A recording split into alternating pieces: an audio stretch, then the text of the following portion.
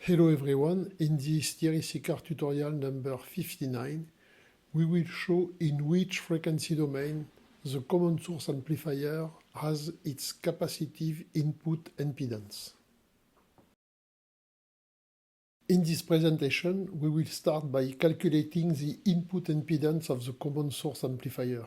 In the small signal diagram, we write the input current, which is also the capacitor current IC.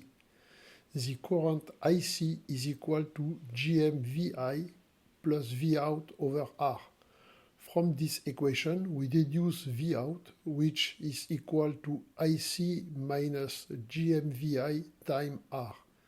IC can also be written as Vin minus Vout times JC omega.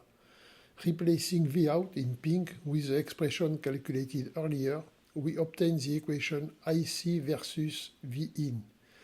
After arranging as Zin equal Vin over IC, we obtain the input impedance equation 1 plus J RC omega over J times 1 plus GMR times C omega.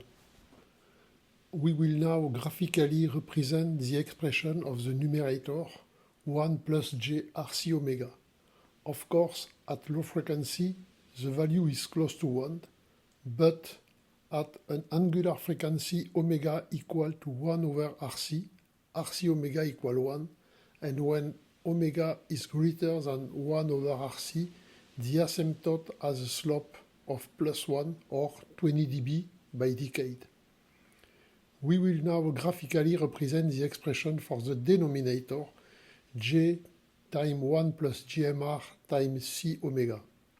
Since GMR is much greater than 1, the expression can be written as 1 plus JGM RC omega, which gives an asymptote with a slope of minus 1 or minus 20 dB per decade.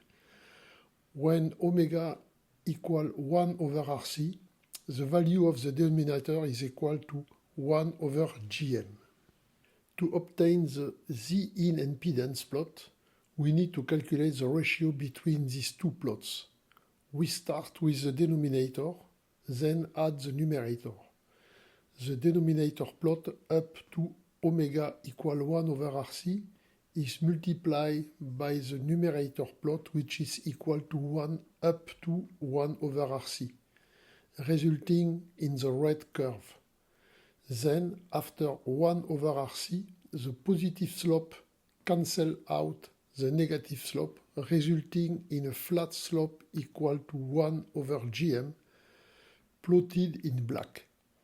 The impedance in the red curve is equivalent to a capacitor Cin equal to 1 plus GMR times C, as shown near the small signal diagram. This capacitor Cin is called a Miller capacitor.